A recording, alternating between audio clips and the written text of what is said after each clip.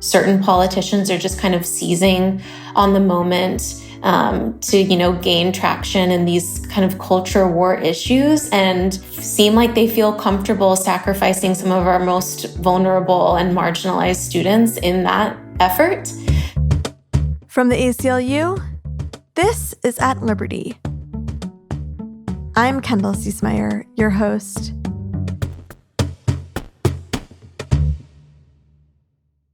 Welcome back to At Liberty. We missed you so much in the month of August. We're so happy to be back with you, and we're excited to bring you some really important stories impacting students over the next few weeks. Back to school season is upon us, and here at the ACLU, we've been following the nationwide campaign to censor education.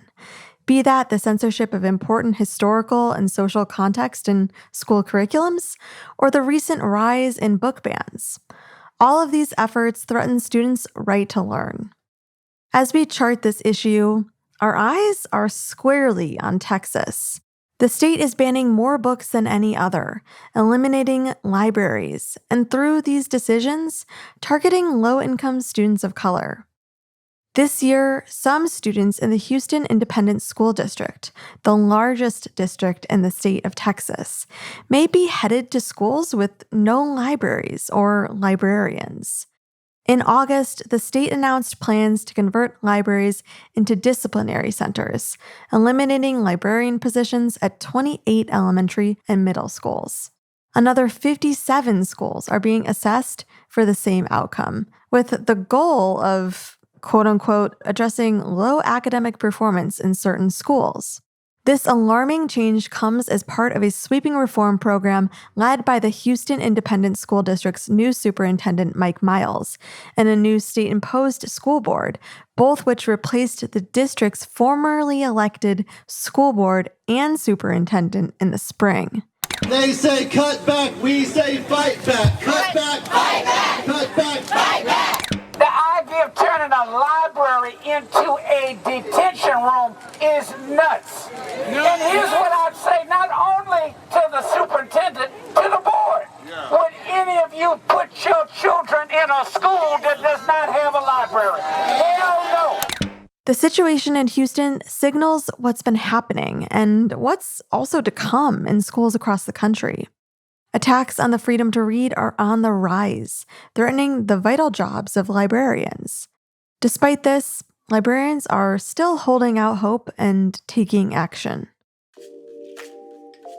Hello, my name is Becky Calzada. I'm a district library coordinator in a suburban school district northwest of Austin, Texas. I've been a library coordinator for just over 10 years and a librarian for about 20, but I am starting my 36th year as a public education teacher. So I'm just thankful to be here. My name is Deborah Hall, and I started as a school librarian in 1972. Teachers were on strike and I had to cross a picket line to get to my first job. And I have been with Houston ISD for my entire career, serving in several libraries, and eventually I became the library technology administrator for the district. Today, we'll hear from Becky and Deborah about the value of librarians and what they're doing to advocate for their profession. Then we'll hear from the ACLU of Texas attorney Chloe Kempf, who will help us understand how the rise in education censorship infringes on students' civil rights.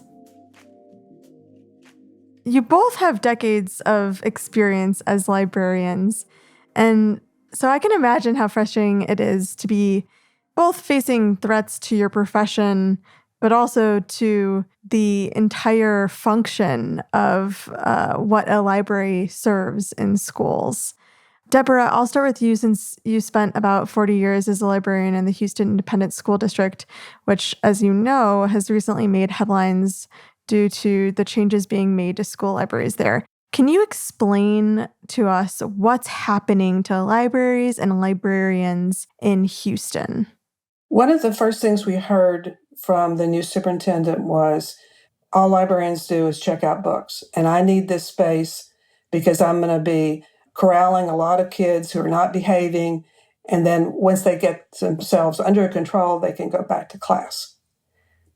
that label of changing a wonderful room of learning to a detention center. And that's what it's been called, a punishment center, a detention center. What's your understanding from being on the ground there? It's all about test scores. That is the target. That's why supposedly Houston ISD was targeted because of low test scores in certain schools.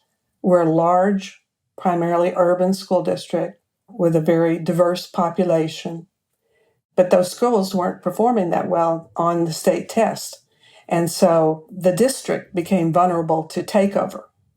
And that is what happened almost 12 weeks into a takeover by the state that removed our board and hired a superintendent who is not certified and who had a failing agenda in his last run at being a superintendent. And we're under the gun to do his bidding. Communication is limited, and a lot of things are happening behind closed doors. The teachers and librarians and various personnel are not encouraged to share information, so it's not really forthcoming. In some cases, furniture is going to the warehouse, books are being boxed up. Children at those schools will not have access to the library as we knew it. These changes are taking place in a district where nearly 80% of students are economically disadvantaged, and students of color make up an overwhelming majority of the district's enrolled population, the largest groups being Black and Hispanic students, who account for 84%. But westward, just outside of Austin, Texas, we see a different side of the story. There, Becky works in a district where libraries are changing for the better, and where white students make up more than half of the enrolled population. I think just like other libraries, we've had experiences with, issues with censorship and that sort of thing too. But in terms of changes, if we've had any changes, it's been because we're actually adding some programming to our campuses. So I know Deborah mentioned, about there being books, and of course libraries will always have books, but we recently had a bond passage passed a couple of years ago, and so that bond package allowed us to bring some 3D printers into our libraries, and it's also going to bring some iMac computers so that we can do some video production, and this will be all elementary, middle, and high school campuses. So this allows us to provide that kind of equipment at no cost to the kids, but also to allow them to have access to build and create and think outside the box. But what has impacted predominantly white schools, like the one where Becky works, is a flurry of book bans. The bans are particularly targeting books written by LGBTQ+ and non-white authors, or books that discuss the experience of people from marginalized groups. With all of this, school libraries and librarians have been thrown into the political fray, and Becky and Deborah are having to learn how to contend with that. These kinds of controversies can, when librarians and libraries are targeted because of what kinds of books we might have on the shelf or what we may be teaching, it's scary, it's concerning, but we just need to stick together and work to change the view and to erase the negativity. And, the contrast, like in Houston, to libraries, some libraries becoming detention centers, when before they were sanctuaries. They were places where kids got support for learning, for social emotional support. It was a place where a student could get connected to other people, to a caring adult. It was a place where they could be listened to. And we have to counter with the reality and not the imagined evils that are lurking. Tyranny of the minority, the loudest voice, is making decisions. And there's a lot of silence that needs to be awakened and voices brought forward, because if people knew what was happening, they would speak out. but so many people are not aware of it. I'm wondering, as educators yourselves, you both speak so beautifully and clearly about the value that librarians give to students. And I think people would be surprised to hear about all the ways that librarians support students. What would you want to say about the role of a librarian and the role of libraries and all the ways that libraries support students today? Well, I'd start with saying that librarians are teachers primarily in the state of Texas. School librarians have to have a minimum of 2 years of teaching experience before they can even consider becoming a school librarian. And then once they do that, they have to go to library school to take coursework and then to also obtain a master's degree. So not only do we have a highly educated person in front of students, the role and the learning that happens in library school centers around not just literacy, but it now talks about the use of tech integration, digital citizenship. They're also leaders on the campus, trying to partner with their administration to extend the mission and the vision of the campus and the schools. And so, there's just so many things that they can do. And so I think it's just more like,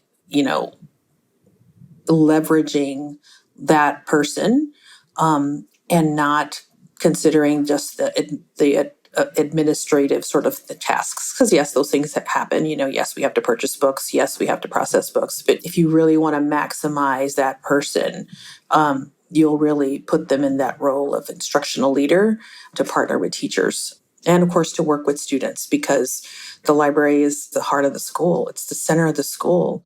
Just even thinking about my own personal library experience growing up as a child, I am a kid of the 90s, and therefore the first time I had a computer was in school.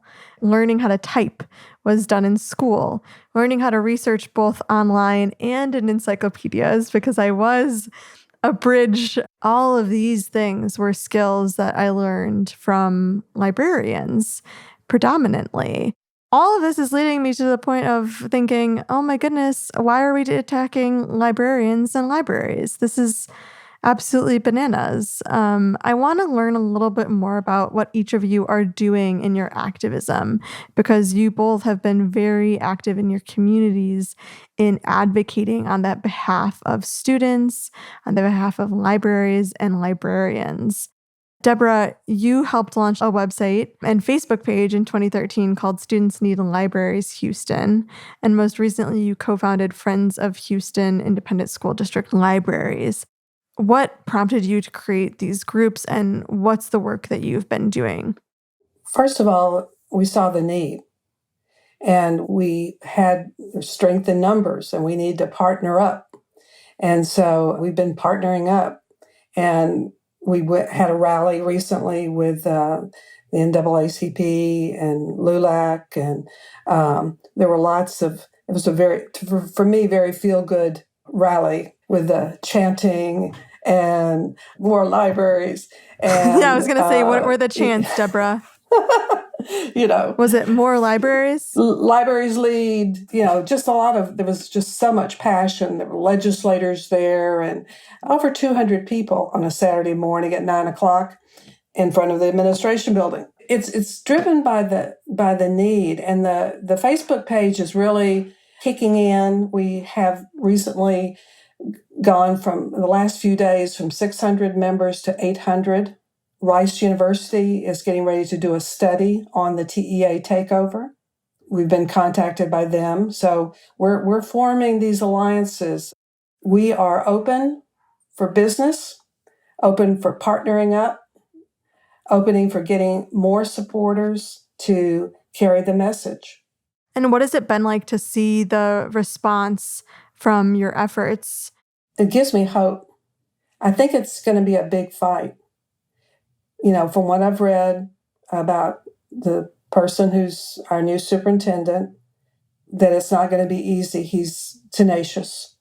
And, we were talking about technology and just The 28 schools that have closed their libraries because of being taken, they have been targeted as very low performing. And their libraries are closed. They have little desks in there. They have lost furniture. They've lost books. It's going to be a long slog to recover and restore them. But hey, I'm not giving up. I'm so glad that we have you on the case, Deborah. It sounds like we've got the right person on the job. Stay strong. Don't give up. And Becky, I want to pivot to you. You co-founded a group in 2021 called Texas Freedom Fighters, which is also dedicating to protecting the right to read. Can you tell me about how the group got started and what some of your goals are? Back in 2021, when there was, just a lot of things happening on the censorship front line, I believe at the time, Representative Matt Krause had sent a list of 850 books that he deemed were unsuitable for schools. And there were also words shared by our governor regarding, if there was an inappropriate book, report the librarian, those kinds of things being shared. And my colleague and I, Carolyn Foote, we were just tired of hearing the negative, hearing the one side of what libraries were. And so I was actually scrolling on what then was Twitter on the Texas Ledge hashtag and saw a tweet about a book that somebody shared that they said that this book was important to them. And I looked at it and sent it to my friend Carolyn Foote and said, what if we shared books that we love and the impact they had on our lives as readers?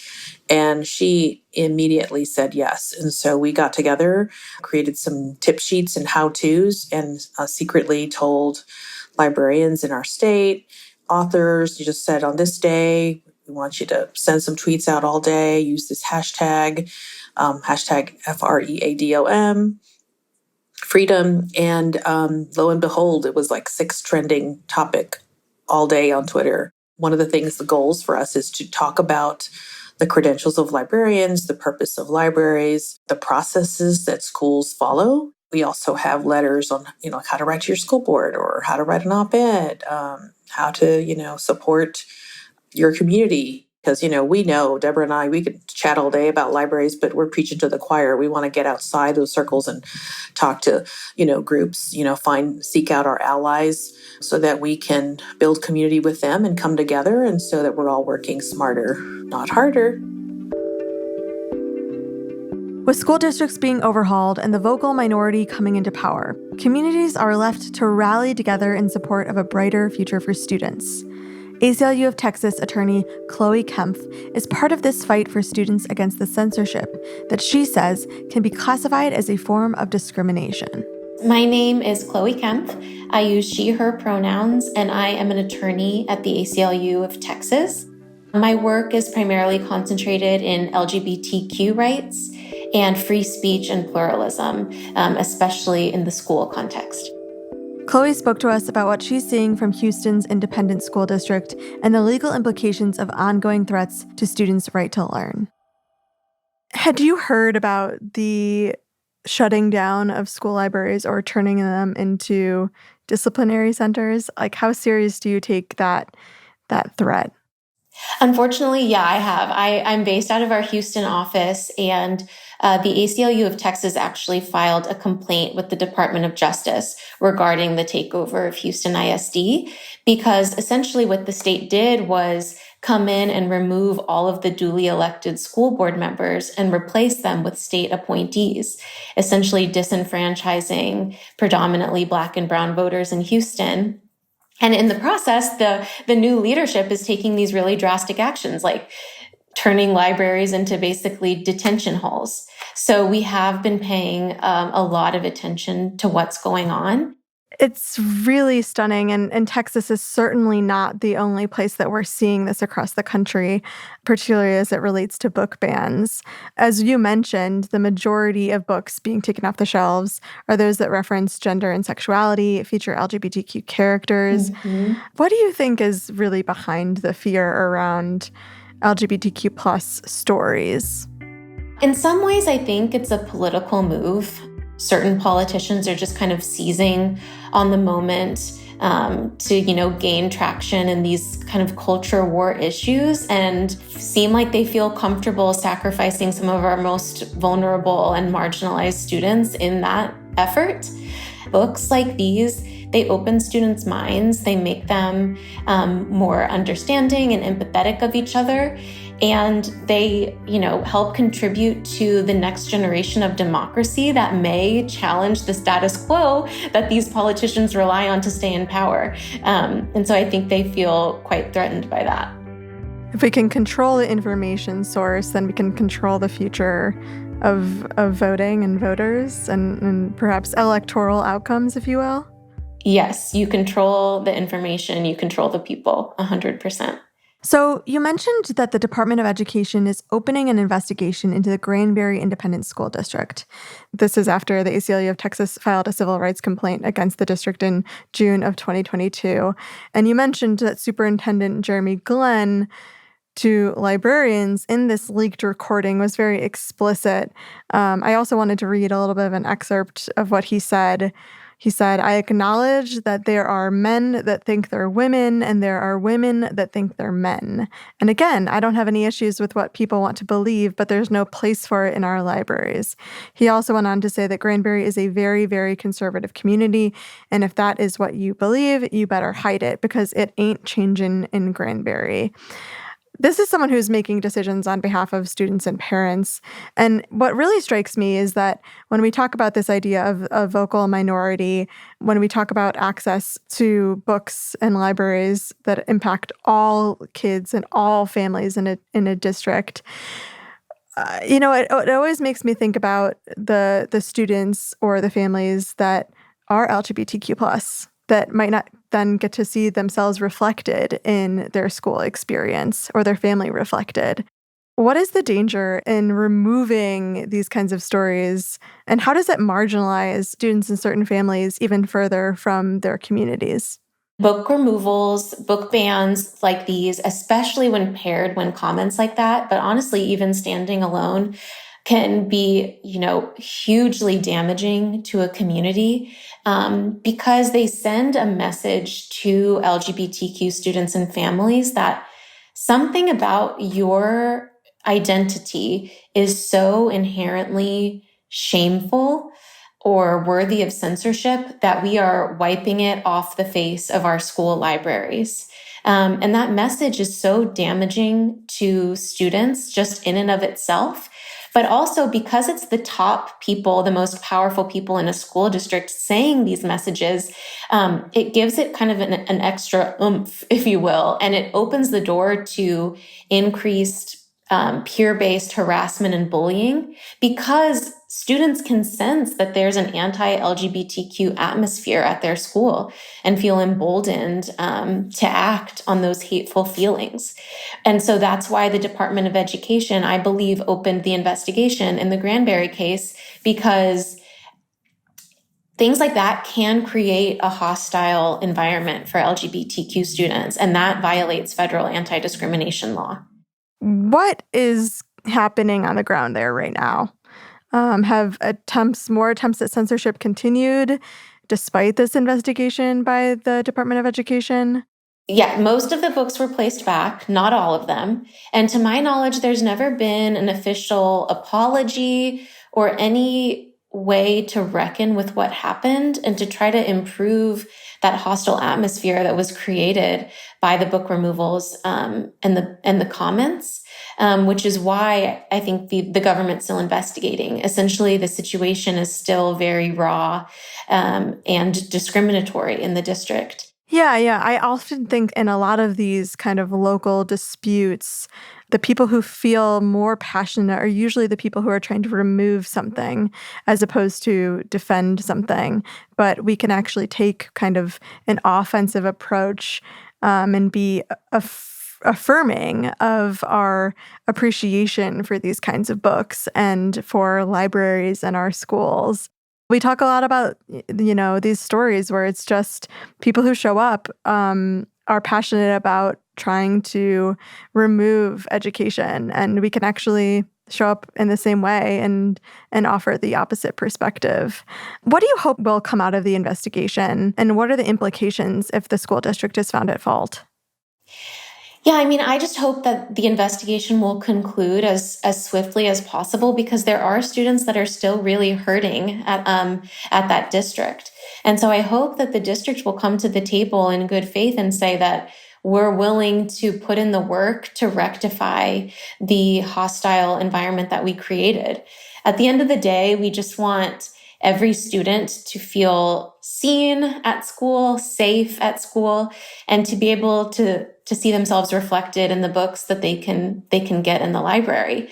And I think it would be hugely significant for the government to find that there was a violation in this case, because it just shows that doing these book bans not only infringes on students' First Amendment rights, that's pretty clear, but it can also constitute gender and, in other cases, race-based discrimination that violates other federal law. And so it just would be a really clear demonstration on how many civil rights are affected when these book removals happen.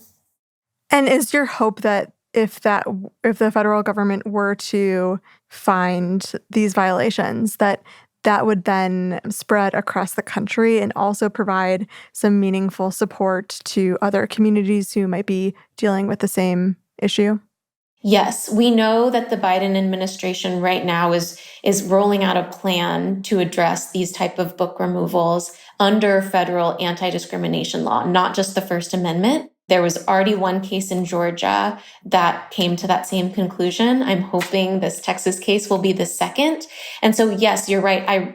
I think it would be wonderful for it to set the precedent for all other school districts considering this, that what you're doing is not only, of course, damaging to your student body, but it's also illegal. And if you don't want to be under federal investigation, you should probably think twice. I would love for it to be found illegal and for us to have a real meaningful retort to what these communities are doing. I also want to mention what's happening at the state level. We also have HB 900, or the Restricting Explicit and Adult Designated Educational Resources Act. Wow, a mouthful.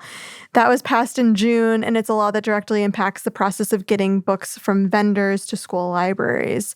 Can you explain what else the Reader Act does? I prefer the Book Burning Act, but that's my own name.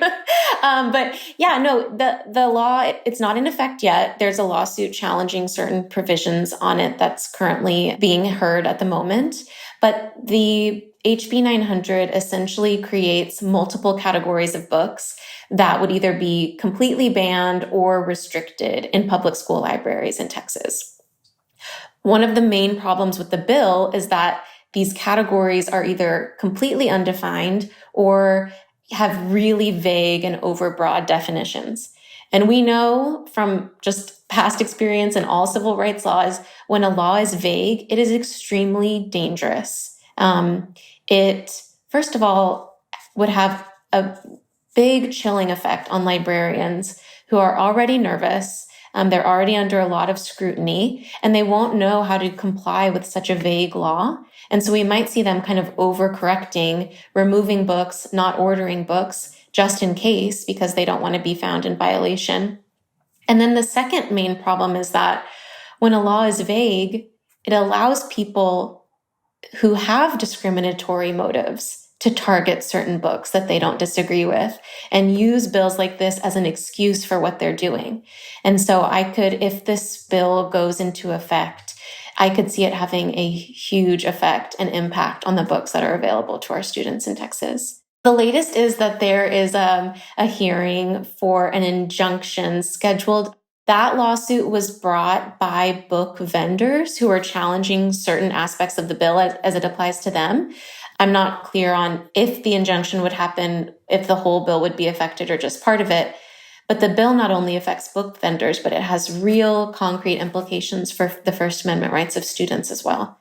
It also states that if a student wants to check out a, in quotes, sexually relevant book from a library, they'll need a parent's written consent to do so. The law's primary author, Republican Texas State Representative Jared Patterson, said its aim is simple: get sexually explicit content out of schools. He also stated that the law is a, quote, model legislation for the rest of the country.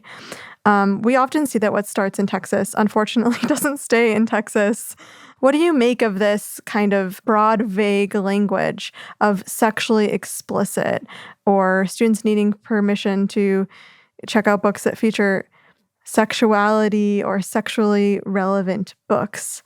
Do you believe that this is the kind of rhetoric that we'll see pop up beyond the Reader Act in Texas? There's a lot to unpack with this bill. It is terrifying that the author said it could be model legislation across the country, which just emphasizes what you were saying earlier, Kendall, is people need to start organizing now and going on the offensive now. But the phrasing of, sexually explicit, sexually relevant, in practice, we know what that ends up meaning, that, as we mentioned before, those terms are really often and inaccurately used to describe anything LGBTQ. And so, the implications are quite broad. I mean, even sex ed textbooks, books that deal with issues such as sexual assault, which of course are very sad to read, but so many students use books like that as a lifeline to understand what happened to them and to know to seek help. And of course, there's wonderful classic works of literature that contain, sex scenes. And so the implications of the sweep of this bill are, I think, we haven't even wrapped our head around what it could possibly cause. Bans on books that focus on race, gender, and sexuality can't stop students from being who they are proudly. Nor will it stop passionate educators from serving their communities. Our guests share their thoughts on what we can do to support people in schools and everyone's right to learn. I would encourage people to move from awareness to action. So to me, moving to action would be join Unite Against Book Bans or Texans for the Right to Read, because those organizations, when there is an issue or concern in a specific area in your community, they will specifically send an email targeted just for those communities to activate people that are wanting to support access and intellectual freedom to come together. There are so many organizations that need funding because, like you shared, librarians are being targeted, and so some have lost their jobs. So things like, the Merit Fund, there's organizations that will give librarians money because obviously they've lost their source of income. I tell librarians all the time, if you've not been touched by any kind of issues with censorship, it's just a matter of time. And so, being ready to, by reviewing your policies, making sure you're up to speed, educating your administrators and educating your families. I encourage people, always with safety in mind, but if they feel comfortable, students and parents and community members, go to your school board meetings, speak up for books, speak up for intellectual freedom, speak up for the LGBTQ community, and, drown out some of that very vocal minority that's going on. I also encourage people to run for school board. It feels daunting, but it can be done. We need parents who believe that their children should have access to a diverse range of reading materials on school boards as well. And there's many other tools, especially in Texas, that students and parents can use to challenge book bans. You can read more about it at the ACLU of Texas Students' Rights Hub. And also Unite Against Book Bans has a wonderful toolkit that I often refer people to. I would like to say that librarians need to fight for their students. And if they save their students, they are also saving themselves, and focus on the students' loss. And it's your job to keep those libraries open. So what are you going to do? Fight back. Thanks so much for listening. If you enjoyed this episode, please subscribe to At Liberty wherever you get your podcasts and rate and review the show. We really appreciate the feedback. At Liberty is a production of the ACLU, produced by me, Kendall Ciesmeyer, and Vanessa Handy. This episode was edited by Matt Boynton. Until next week, stay strong.